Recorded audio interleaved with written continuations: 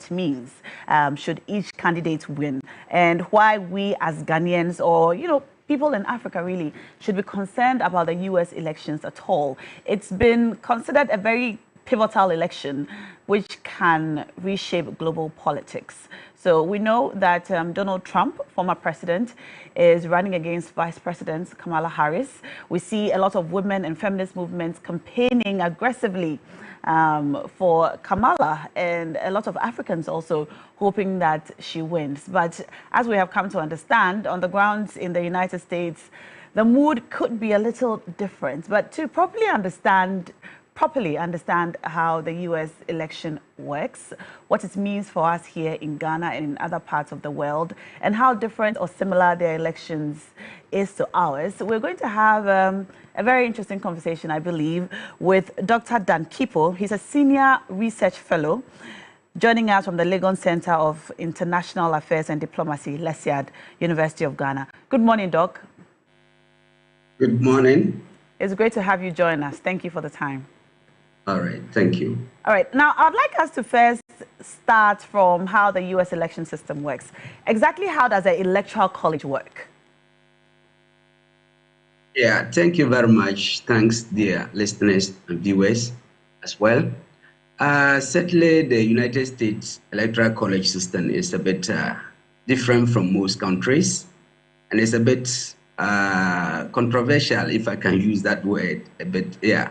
In the sense that usually the popular vote will come on. You could even have a candidate winning the popular vote, but the Electoral College may go against the candidate, and whoever wins the Electoral College is declared the winner. How it works is that some electors, or they call them electors, and it's a proportion. America has 50 states. Each state is given a number of electors.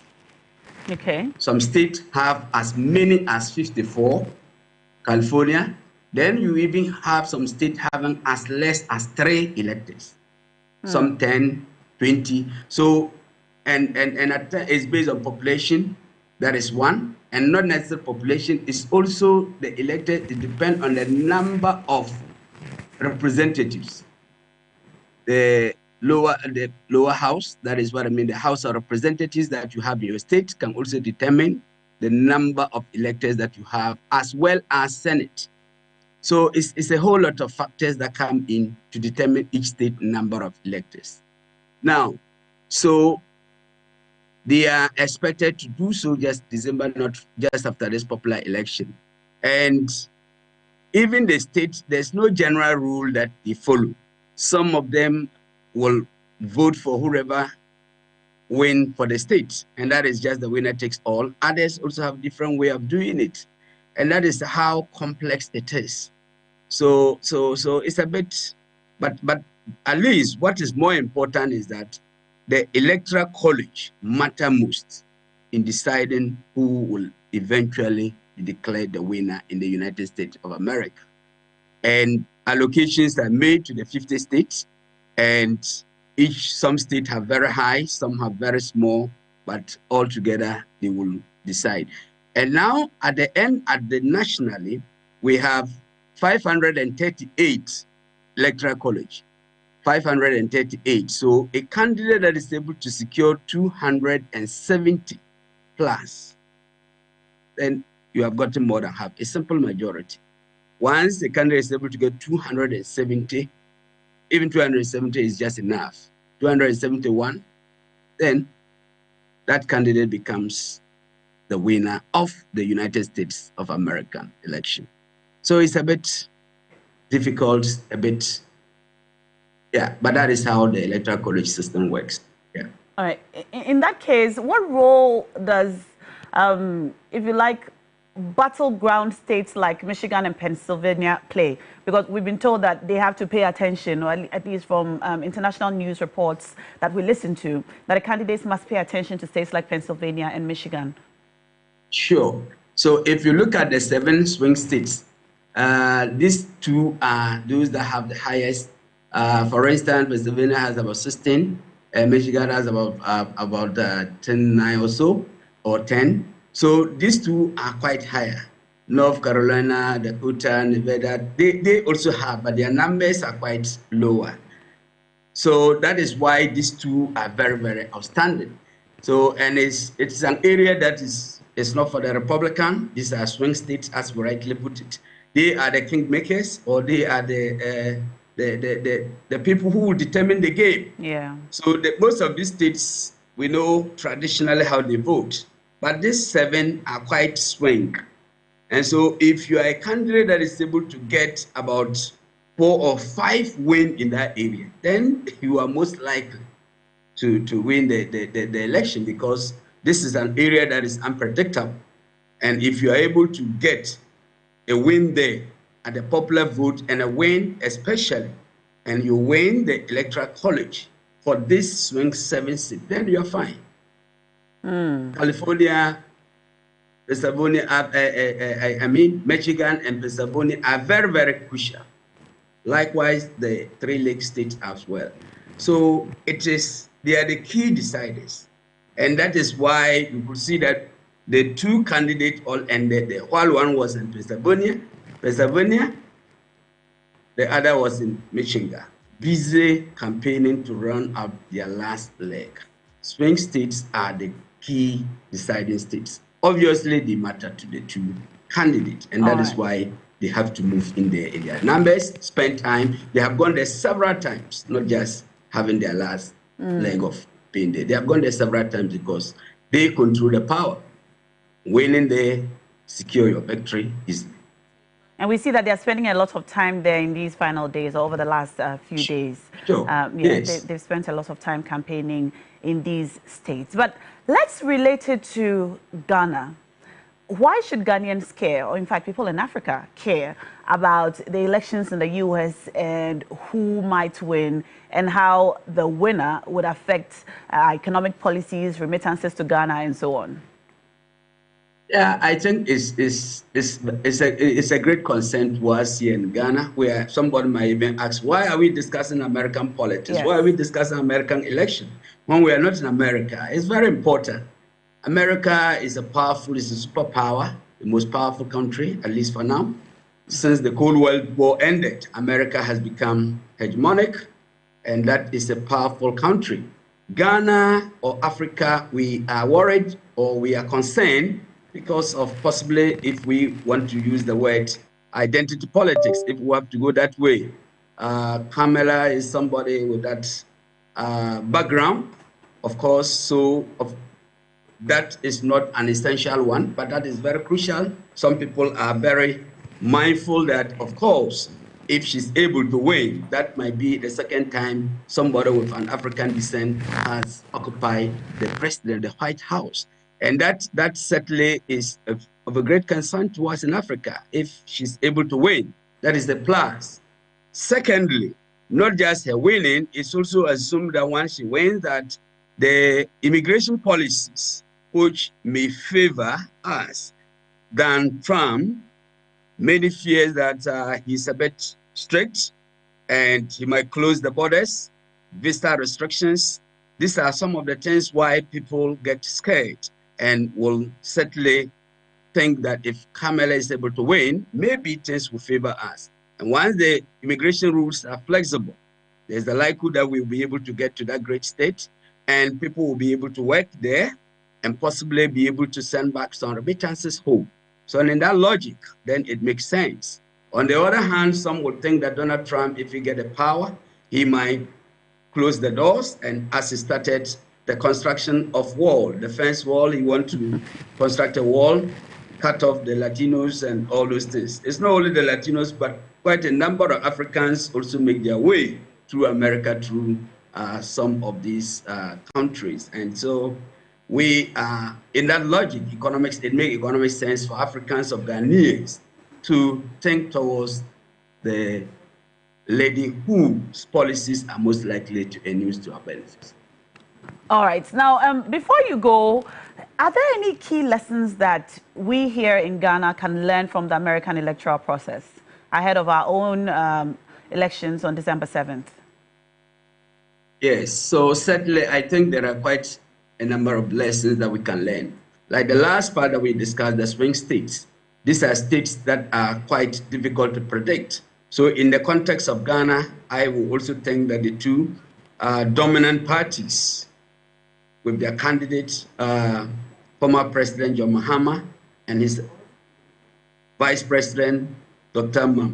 Mahamudu Bawumia, should also look at the swing. The states, the regions in Ghana that are quite unpredictable. Take, for instance, the Bono area, the Hafu area. They are quite unpredictable. So they may also reflect on that and the other ones that are there. We also have at least a few of those swing states. They could pay the attention to it. That is one of the areas I will think that our leaders should think and reflect and intensify their campaign as we get closer to December 7th. Okay, and can we talk about immigration policies? Now, you mentioned earlier it's one of the key issues that are important to people in Ghana and across Africa. Both candidates and their position on immigration. Trump likely to, issue more stringent rules about immigration and visa applications and so on. Have they specifically made any declarations, about their plans for immigration? They've not, but from all their campaign that if you follow them very well, you could see Trump has many times referred to the Stringfields, the eat dogs, the still there, whatever, all those funny things. It might look a bit like funny, but it's a very strict policy. I am going to make sure that I'll block all those areas. And so as people from Haiti and other areas, Haiti is more or less West Africa in the Caribbean or in the Pacific. So if he's going to block all these people, quite a number of African origin may not be able to get into the United States of America, and that should be of a concern to us. Apart from that, he might also tighten immigration visa rules. Applicants here in Ghana may not be able to get it as they do under this current administration. So that is it. And they haven't come clearly, but we can look in between to see that, one is quite strict. And of course, Donald Trump is quite strict in terms of immigration. He doesn't see why America should open the floodgate for migrants to get in America. It makes sense because every country must protect its borders. And that's a very strong stand that he has made consistently.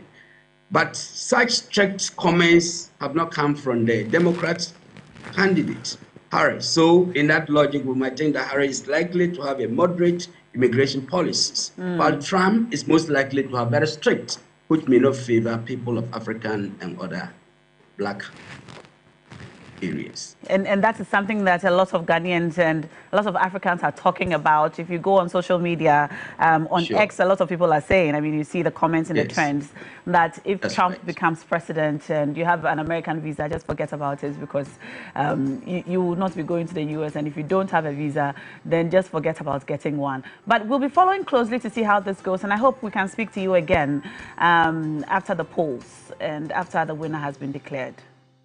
All right. Thank you so much. I've been talking to Dr. Dan Kipo. He's a senior research fellow at LESIAD, the Legon Center for International Affairs and Diplomacy at the University of Ghana. You're watching TV3NewDay. We still have Community Manifesto coming up shortly. And if you haven't cashed out, do so. Dial *439# and win big on the show today. We'll be right back.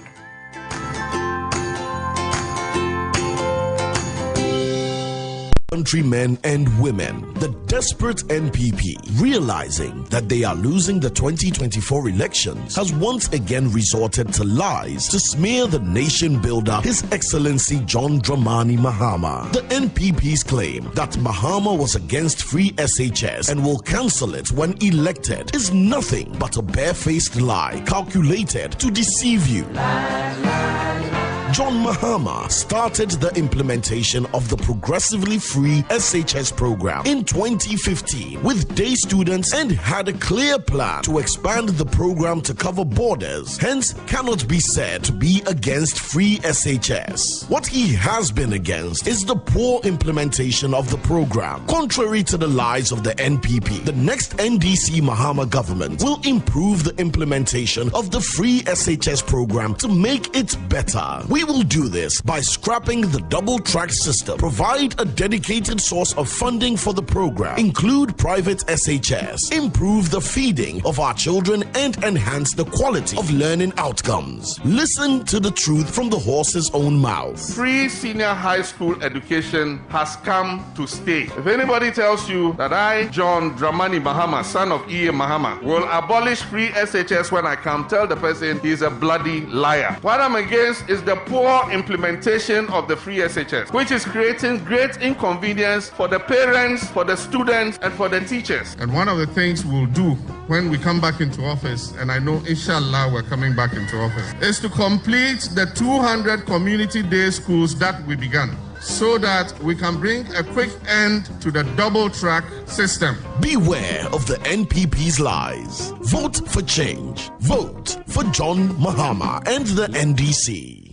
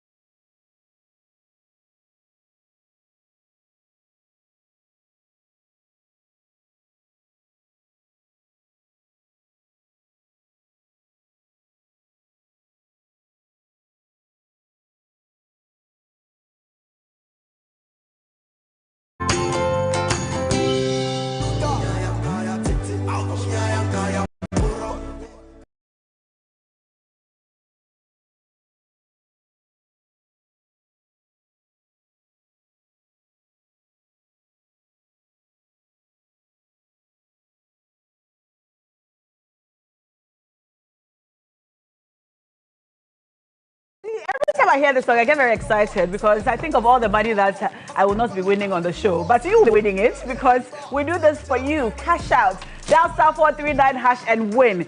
And on Fridays, during the mega jackpot, we have about 60K to give away. 60K, 5K each. But sometimes when we're feeling kind, we give 10K to one person. So 10K, 10K, 10K. Yeah. And when we say it and you don't believe it, we have to show you that we mean business. Yeah. And we actually walk the talk. So ladies and gentlemen of the press, yes, I am happy to introduce you to Charlie, our mega jackpot winner. Ladies and gentlemen, a round of applause for Mary.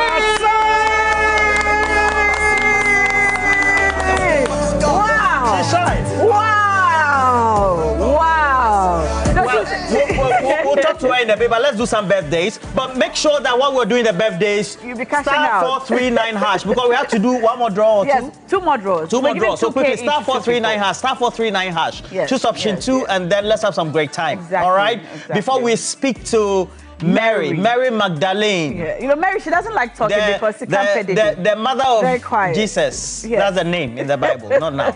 All right, so cash out *439. Now let's do some birthdays. Birthdays of some great people I know. And Benji Nunu of Media General Digital. Happy birthday. Gideon, wishing you all the blessings in life from Leslie at MG right here. And then also Miss Feggy, all of us right here, also wishing you all the best. You are truly cherished. Patrick Campofo is a vice presidential aspirant of the National Service persons or personnel in Parliament. Ekria, you're an amazing person, is from Liso. And then POP, that's Ninsamia Ding. Lydia Nyaba of the Ghana National Association of Teachers. God bless you. From myself, it's from Dokas, Naomi Nyaba, the rest of the family of Lydia Nyaba. So beautiful. Can we just go back and see that? Oh, Anan Kezia now, Dole. Happy birthdays from Theodore. Please, let's go. Let's hurry up so we can speak. Sally Nam, Samantha Adongo. Happy birthday to you from Auntie Pat. Happy birthday again to you. Comfort Dankwa. Inside Tema Community 12. Family and friends wishing you all the best. Josephine Kofi. The Lord bless you with long life, prosperity. And then also celebrating you today, Hajia Naziha Lodina Iswama. Happy birthday to you or Isamwa. And then also you're celebrating your birthday, Mrs. Helene Boating at Tema Community 20 Neem Street. God bless you. Also celebrate your birthday, Irene Joaibin from your husband Mubarak and Kasi. Oh, beautiful. Maximilian Kwating from Ohima, friends and family, all at Bui Power Authority, wishing all the best for the day. Captain Delo Obot, anesthetic at the Seth Medical Reception Station, Tamale from PO2 Simon. And then Tracy from Andy, happy birthday to you. Francis Dadzi, lead consultant for MP Consult, God bless you. And then also Pastor Joseph Paku from Jifa Your Knees, happy birthday to you. Pastor Ya Inchua, happy birthday. Akosia Ruby, loving you right here. Mama Doris Apia, happy birthday to you. And the rest of the family as well. And Owusu Bempa from Emmanuel Frames, wishing you all the best for the day. Seth Opong Dankwa, head of events, promotions, Akuma FM, happy birthday to you. Patricia Dumashi, more blessings. Eric Mensah of the Ghana Immigration Service, Sujamain District, enjoy your day. And then also Henry and Henrietta, twins, lovely sisters from Na Ye. Reverend Philip Ni Ayi Kwaokai, Pastoral Care Ministries, Mercy Seat Chapel, happy birthday to you. Esther Ya Edu of Ghana Immigration Service, Winneba from Akusia, wishing you all the best for the day. This is beautiful. Lumovi Gabriel of the Ghana Armed Forces Central Band, Nibote of the 66 Artillery Regiment, wishing you all the best for the day. I should